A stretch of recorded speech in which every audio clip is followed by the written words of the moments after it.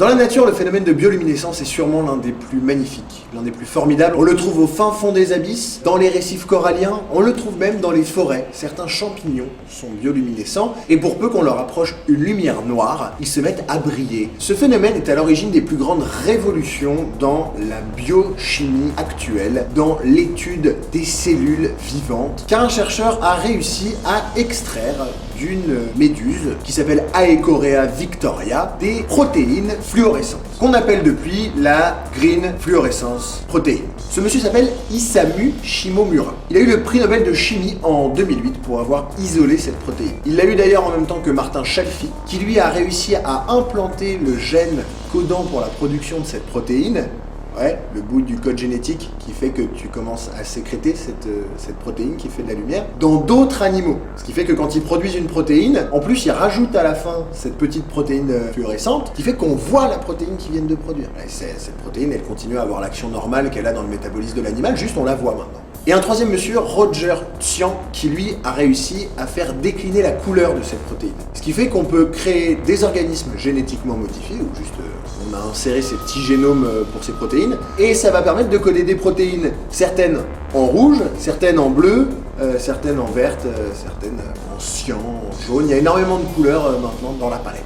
Cet outil est utilisé maintenant par tous les plus grands laboratoires de biologie du monde parce que ça permet de voir in vivo, en 3 dimensions, des cellules en couleur. Tu n'as pas besoin de les colorer sur Photoshop, elles sont directes en couleur et tu vois les protéines, quand est-ce qu'elles sont sécrétées dans la cellule, comment elles bougent et quelles actions elles ont.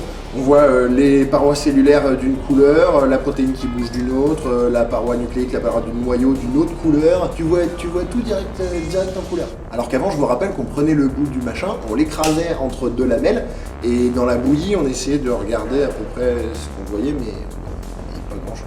On se sert de cette protéine pour étudier les animaux, le développement des végétaux, les bactéries. On s'en sert vraiment partout. Alors je vois bien, il y en a qui se disent: attendez, vous avez pris l'ADN d'un animal et vous l'avez greffé chez un autre animal, vous vous prenez pour Frankenstein, bientôt on aura ça. Mais non en fait, parce que là ce qu'on a fait c'est juste mettre un tout petit bout d'ADN qui code pour une toute petite protéine. Pour arriver à des phénomènes complexes, à des bouts de métabolisme, il faut des milliards de protéines qui s'agencent avec tout le reste du métabolisme et tout machin. On est quand même très loin de faire ça. Mais genre, très loin.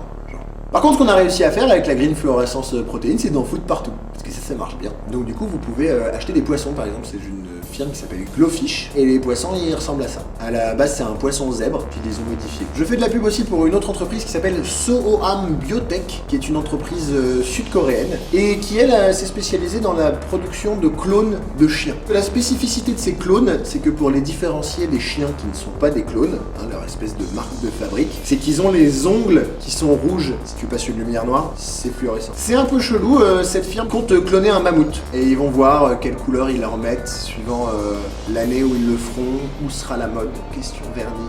Ils verront le moment venu. Ça a aussi inspiré des artistes, la green fluorescence protéine, notamment le plus célèbre d'entre eux, sûrement Eduardo Kac, qu'on cite souvent comme le père de l'art génétique. Alors faut bien écouter ce que dit le monsieur quand même, parce que ça paraît toujours plus compliqué que ce que ça a l'air. La première grande œuvre qu'il a fait connaître date de 2000, on l'appelait la GFP Bunny, la green fluorescence protéine. C'est un lapin. Ce lapin s'appelait Alba, il a été produit en 2000 par l'INRA et il a voulu le libérer dans la nature. Et du coup les chercheurs ont dit non, ça on va pas le faire. Et du coup il a fait un front de libération de Alba en disant libéré dans la nature, il a le droit de s'intégrer à la société. Voilà, il est trippé ce mec, je vous laisserai aller regarder ce qu'il a fait depuis. Il y a tout un tas d'art génétique, de manipulation et pas mal avec de la green fluorescence protéine. Il y a un autre monsieur qui s'appelle Gerfried Stocker qui fait des peintures à partir de bactéries bioluminescentes aussi, de bactéries sur lesquelles on a greffé le bout de gène qui permet de produire la green fluorescence protéine. Voilà, il trippe beaucoup avec ça. Après vous en pensez ce que vous en pensez, c'est de l'art. à vous d'y réfléchir. Allez bien voir les discours parce que ça permet de réfléchir au questionnement éthique qu'il y a derrière. C'est quand même intéressant. Et pour finir, hein, dans l'art, il y a bien sûr toutes les photos qu'on essaie de nous refiler dans la com scientifique. Des très jolies photos. Souvent des photos du cerveau où on arrive à colorer du coup grâce à il y a une fluorescence protéine chaque neurone. Du coup, on voit tous les neurones entassés, toutes les terminaisons neuronales qui normalement s'entremêlent et qu'on n'arrive pas à démêler. Et là, on voit chacune parce qu'elles ont chacune une couleur.